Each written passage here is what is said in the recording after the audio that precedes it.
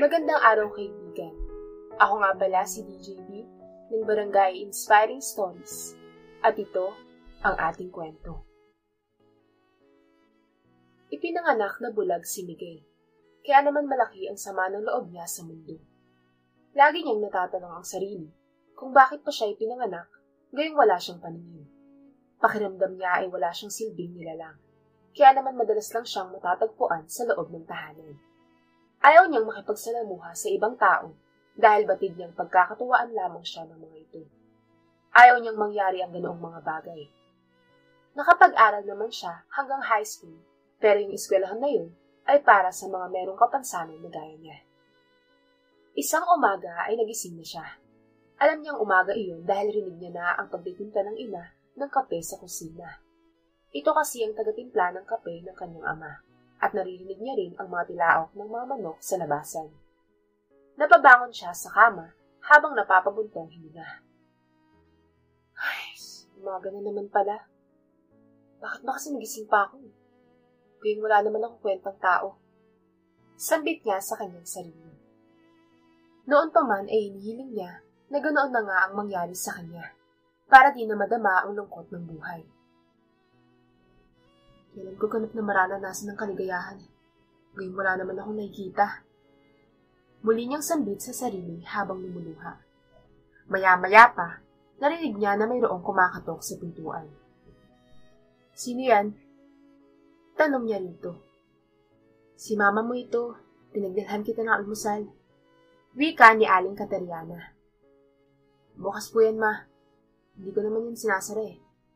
Sambit ng binata. Kaya naman agad nang pumasok ang ina. Narinig niya na inilapag naman ito ang pagkain sa tabi niya. Oh, bakit may bahid ng luha ang mga mata mo, anak? Umiyak ka ba? Tanong nito sa kanya. Hindi, ma. Bagong gising lang ako. Niluluha kasi ang mga mata ko pag bagong gising eh. Pagsisinungaling pa niya rito. Bigla namang hinagod-hagod ng ina ang kanyang likod. Kung kailangan mo makakausap, tawagin mo lang ako, anak, ha? Paalala pa nito sa kanya at maya-maya pa ay nagpaalam na ito dahil may gagawin pa ito.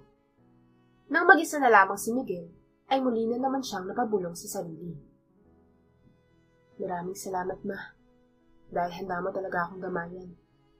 Pero parang hindi yun magiging sapat para magkaroon ng liwanag ang mga mata ko. Isinilang niyo akong ganito at yak, mamamatay rin akong ganito. Pagkasabi niyang yun, kamuntikan na namang tumulo ang mga luha sa mga mata niya. Kaya para hindi na siya malungkot, itinoon niya na lamang ang sarili sa pagkain niya ng agahan. Matapos nito, ay muli na naman siyang natulog. Sa ganitong senaryo lamang umiikot ang buhay niya. Bakit ba naman kasi gaganahan na lumabas? Gayong din naman niya nakikita ang kapaligiran. May inggit lamang din kasi siya sa mga batang naglalaro sa labasan sapagkat mabuti pa ang mga ito ay nakikita ang kagandahan ng kapaligiran sa murang edad pa lamang. Pinalad silang ipinanganak na mayroong paningin, samantalang siya ay hindi. Naabot niya na ang ganitong edad kung saan ay pwede na siyang magpamilya at magtrabaho. Pero minsan ay wala siyang alaala na naging masaya sa buhay. Puro lungkot lang ang nadarama niya. Minsan nga ay may naririnig siya ng mga marites na ang sabi ay 28 anyos na raw siya pero nasa poder pa rin daw siya ng mga magulang niya. Ibig niya sanang sagutin ng mga ito kung hindi lamang sila nakakatanda sa kanya. Sasabihin niyang natural, hindi siya makadiskarte dahil may kulang sa kanyang katawan. Mabuti sana kung braso at binti lamang pero paningin ang wala sa kanya.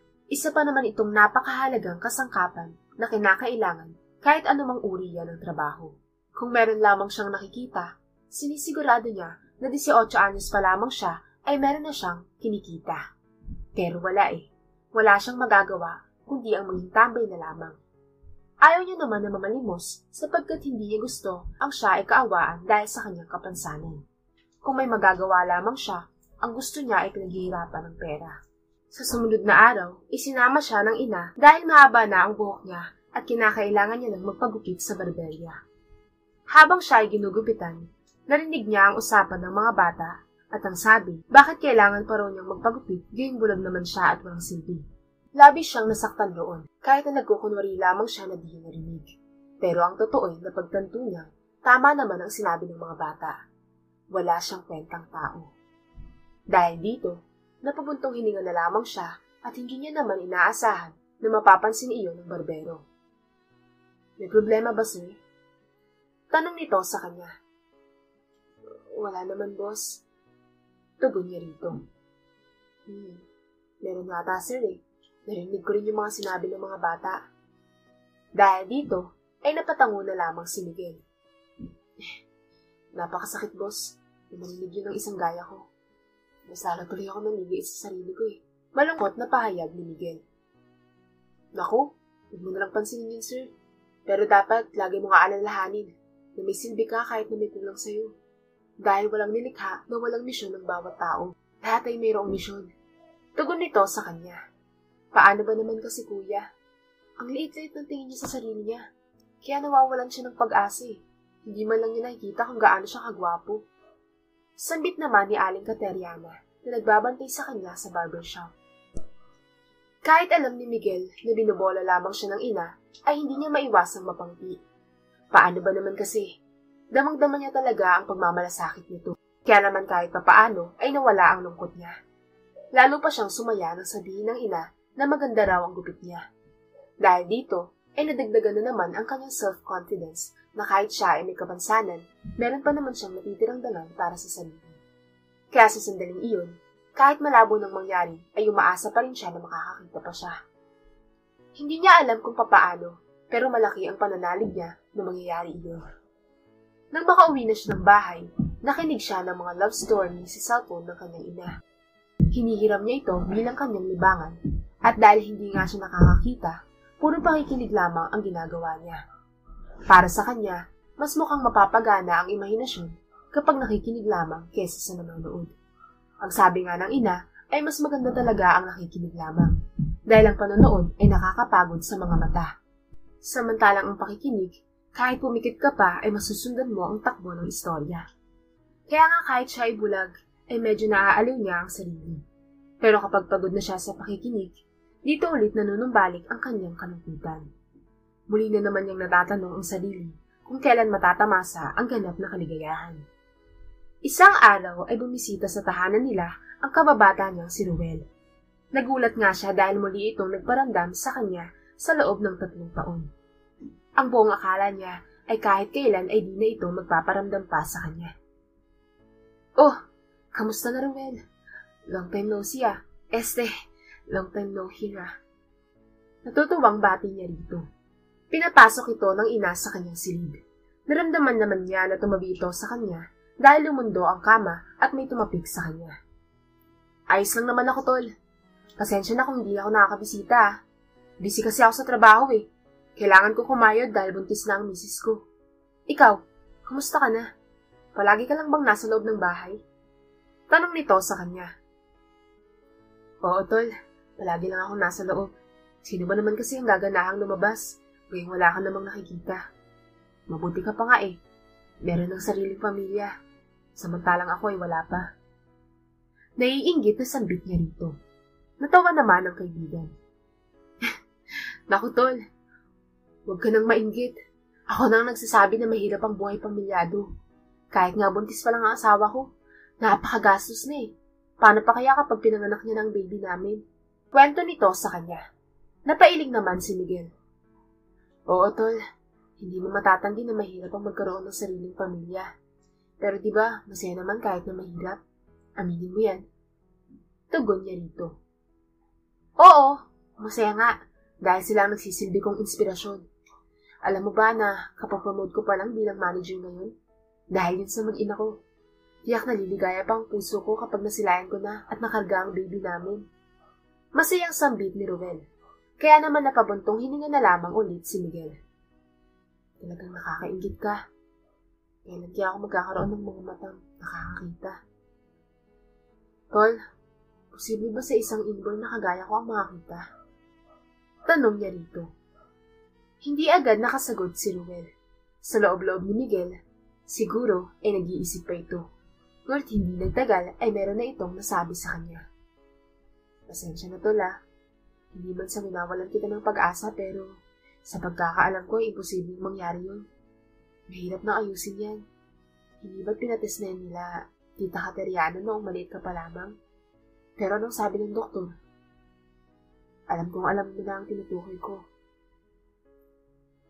Napahawak naman sa mukha si Miguel. Ipinagtapat na kasi ng doktor na kailanman ay hindi na siya makakakita. Kaya naman sa sandaling iyon ay nadismaya siya.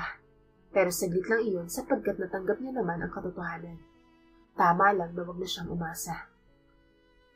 Alam mo, Tol, sa kabila ng ipinagtapat ng doktor, may maliit na porsyento pa rin ako na hindi ako nawawalan ng pag-asa. Alam kong may doktor pa rin na kaya akong lunasan sa problema ko. Desididong sambit ni Miguel. Kung yan ang paniniwala mo, Tol, sige, hindi ako tumututol. Maganda rin naman yan na palaging may pag-asa dahil ang bawat tao sa mundo ay kinakailangang mabuhay sa pag-asa. Dahil sa pag-asa nagsisimula ang tagumpay. Tugon ni Ruel. Kaya naman napangiti na lamang si Miguel. Kailan ba may oras ka na may pakilala mo sa akin ng misis mo, Tol? Maya-maya pa'y tanong niya rito. Bukas, Tol. Linggo naman sa araw na yun eh. Ako na mismo magdadala sa kanya rito para makilala mo siya. Tugon ni Ruel. Maraming salamat, Tol. Para naman magkaroon pa ako ng ibang kaibigan. Para kayong dalawang mag-asawa na ang matalik kong kaibigan. Masayang wika ni Miguel. Kaya naman kinabukasan, nakaharap na nga niya ang asawa nito na si Cristana. Marami silang napagkwentuhang tatlo kung paano maglabas-masok si Cristana sa ospital dahil sa maselan na pagbubuntis nito. Nalaman niya rin na 7 buwan na itong nagdadalang tao. Ibig sabihin, malapit ng mga anak. Maya-maya pa ay may inihayag sa kanya si Cristana. Miguel, meron akong kilalang doktor na sa tingin ko ay makakatulong sa'yo. Isa siyang espesyalista. Kaya naman kahit na hindi niya alam kung saan yung eksaktong pwesto ng kinauupuan ng babae, hinarap pa rin niya ang kanyang mukha dito. Talaga? At sa paanong paraan naman ako matutulungan ng doktor na yun, Cristana? Tanong pa niya rito. Ang magkaroon ka ng paningin na siyang inaasam-asam mo. Tugon nito sa kanya. Kaya naman napanganga siya sa labis na gulat. Talaga? So, sa paanong paraan nga? Muli niyang usisa rito. Eye surgery, Miguel. Ooperahan ka sa mata. Tugon nito sa kanya. Dahil dito, nang malaman iyon ni Miguel, ay walang mapagsidlan ang tuwa niya. Lalo na't sa sandaling iyon, alam niyang hindi na siya nangangarap ng gising. Isa ng espesyalista sa mga mata ang makakaharap niya. Sa tagal ba naman na pinangarap niya ito, ay parang nasa ulap na siya dahil sa saya ng sandaling iyon. Kaso nga lang, biglang sumagi sa kanyang isipan na kung saan naman kaya makakatagpo ng donor. Dahil dito, ang tanong niya sa sarili ay kung sino naman kaya ang mabait na magbibigay sa kanya ng paningin. Lalo na't wala namang tao na gugustuhin na magbigay ng kornea sa iba sapagkat ang mga mata nga ang nangungunang pinakamahalagang sangkap sa katawan ng bawat tao. Kaya't dahil dito, tiyak na mahihirapan siya sa paghahanap ng donor. Sa sumunod na araw, sinamahan siya ng mag-asawa na magpatingin sa espesyalista na si Doc Wilmer. Ayon sa findings nito, ay pupwede pa raw siyang makakita. Kailangan lamang ng donor. Yung mata niya raw kasi ay nakakaaninag pa ng konting liwanag. Kaya naman nang malaman iyon ni Miguel, ay gumuhit talaga ang sigla sa kanyang mukha. Parang gusto niyang maglulundag sa tuwa sapagkat may pag-asa nga talaga siyang makakita. At sa makatwid, hindi siya habang buhay na ganito na lamang. Kaya naman ang hihintay na lamang niya ay ang donor. Dagdag pa ng doktor ay kailangan ng arrangement mula sa pamilya ng donor na namatay bago siya operahan. Kaya nga lang ang problema, wala naman siyang kakilala na pwedeng maging donor. At lalong wala naman siyang kilala na malapit nang mamatay. Kaya naman matagal-tagal rin siyang maghintay. At di nagtagal ay dahil sa tulong ni Ruel ay mayroon ng taong lumapit sa kanya. Ang pangalan nito ay Aling Ursula. Ayon dito, ang anak nito ay kamamatay lamang at willing raw itong idonate ang mga mata ng anak at libre lamang raw iyon. Kaya naman labis ang kanyang kasiyahan sapagkat wala siyang gagastusin kahit na piso. At nang malaman naman ito ng ina at ama ay tuwang-tuwa ang mga ito at sasama raw ito sa pagamutan. Ang mga magulang na rin ang gagastos sa kanyang pag-ospital. Mura lang naman iyon dahil sa gagamitin raw ng mga ito ang PhilHealth niya. Hanggang sa naganap na nga ang sandaling iyon. Naging matagumpay naman ang cornea transplant, Kaya nang makakita na siya ay talaga namang in-enjoy niya ang kagandahan ng paligid. Namasyal siya sa kung saan-saan na di pa niya napupuntahan. At sa bandang huli naman ay naghanap na siya ng trabaho. Ayaw niya na kasing umasa sa mga magulang, lalo na't nasa tamang edad na siya. Dahil dito, nag-apply na siya ng trabaho, kung saan ay natanggap naman siya at makalipas ang ilang taon ay nakapag-ipon. Wala naman kasi siyang bisyo, kaya nagawa niya ang ganong bagay. Nakapagpatayo naman siya ng karinderya, kaya naman mula nito ay di na siya nagtrabaho. Ito na lamang ang inatupag niya. Isang hapon, habang nagbabantay ng karinderya, ay mayroong dalagang lumapit sa kanya. Sa itsura pa lang ng pananamit nito at nang mapansin niya na kumakapa-kapa ito sa nilalakaran, dito napagtanto ni Miguel na maaaring pulubi ito at isa itong bulag na gaya niya noon. Lalo pa niyang napatunayan na isa itong pulubi nang mamalimos ito sa kanya ng pagkain. Ang sabi ng dalaga ay maawa raw siya dahil isang linggo na raw siyang palaboy at di pa nakakakain ng maayos. Tinanong niya naman kung bakit ito naging palaboy, at ang sagot naman ito ay mamaya na lamang raw niya sasabihin. Kaya naman napatango na lamang si Miguel. Nagets niya agad ito na baka masyadong pribado ang gusto nitong ihayag mamaya, lalo na't marami pa namang tao sa karinderya. Baka kasi yung iba roon ay marites. Mahirap na sapagkat baka kumalat pa yung problema ng dalaga. Sige miss, mamaya mo na lang ikwento, kumain ka muna. Siya nga pala, umupo ka muna. Teka, alalayan na muna kita. Yan, naiupo na kita sa silya. Ano nga palang gusto mong kainin, miss? Huwag kang mahiyang magsabi Kompleto naman ako sa ulam Lahat na yata ng pagkain Pinoy naririto na. Sambit niya pa rito. Bigla namang napangiti ang dalaga. Naku sir, kayo na lang po ang mamili. Hindi naman po ako maarit sa pagkain Pahayag ng dalaga. Natawa naman si Miguel. Ikaw ang kakain tapos akong papapiliin mo. Well, sige miss, ibibigay ko sa yung bestseller namin dito. Tsak na masasarapan ka ron.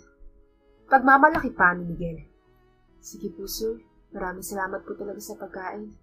Tatanungin ko po itong malaking utang na loob. Parang yun na rin po sinalba ang buhay ko mula sa pagkagutom. Napakabuti niyo po talaga. Maluha-luha pang pahayag ng dalaga. Kaya naman agad siyang kumuha ng pagkain at ibinigay sa dalaga. Agad naman itong sinunggapan. Dito niya nalaman na talagang gutom na nga ito.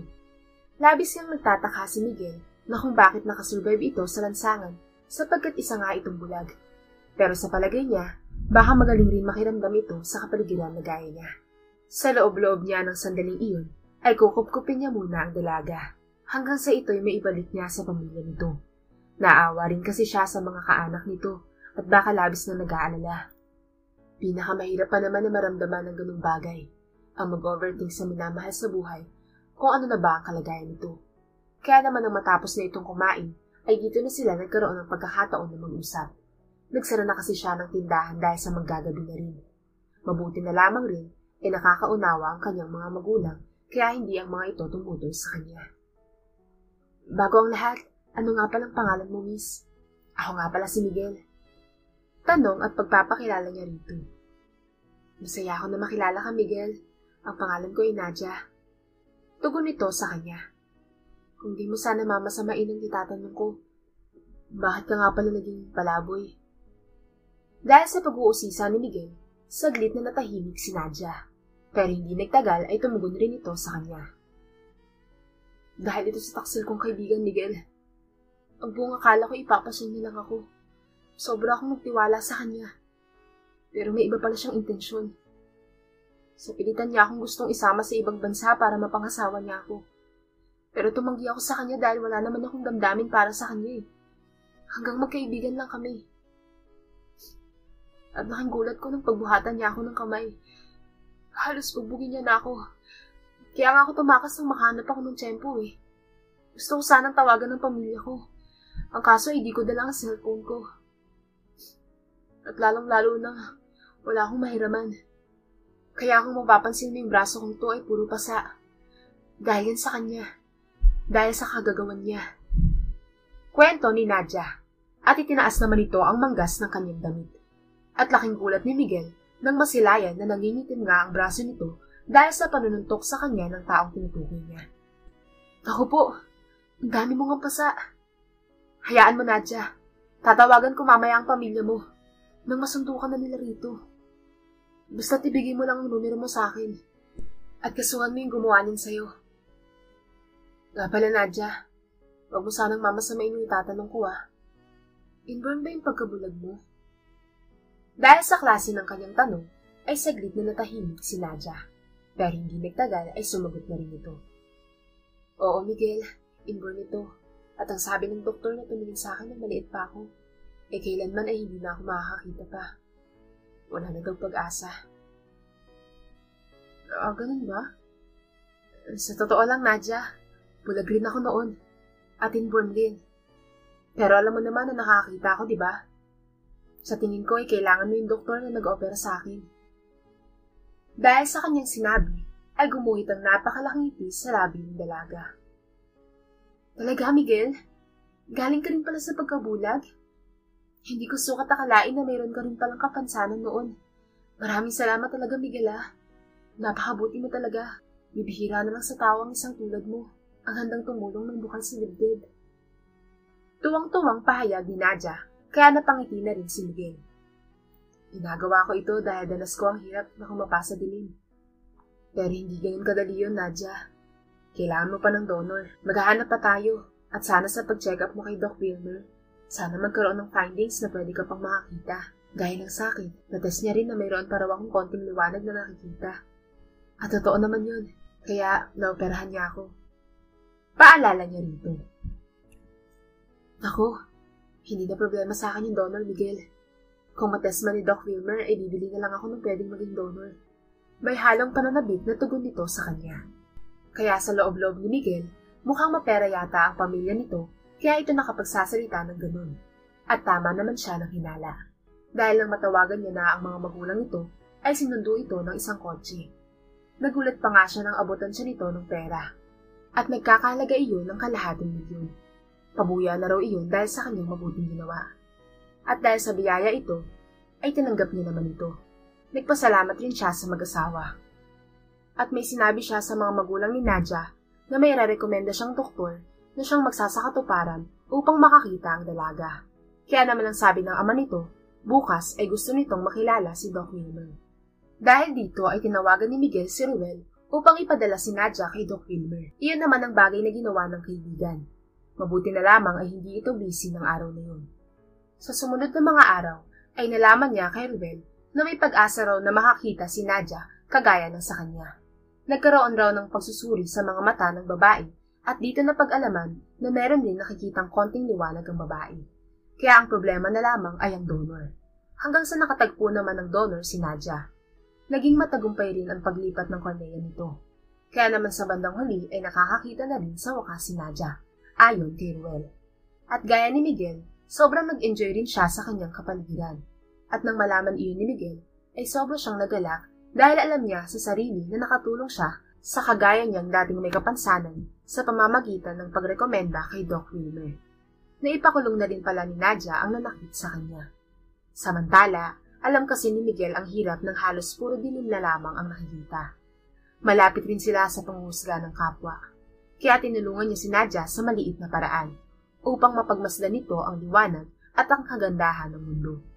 At upang maranasan din ito, nakagaya niya na magkaroon ng pakinabang sa mundo. Ginawa lang naman kasi ni Miguel ang magsilbing liwanag sa dilim sa kagaya niyang dating walang paningin. Samantala, yung pera na natanggap niya mula sa ama ni Nadia ay inilagak niya sa kanyang negosyo. Kaya mas lalong lumaki ang kanyang karinderya. At ito na nga ngayon ang isa sa pinaka-popular na kainan sa kanilang lugar. Dahil bukod sa mura na, ay napakasarap pa ng mga pagkain. Magmula nito, ay nawala na rin ang galit niya sa mundo. Dahil dito niya napagtanto na di pala natutulog ang Diyos sa kagaya niyang dating may kapansanan. Basta't patuloy lamang na manalig sa Kanya.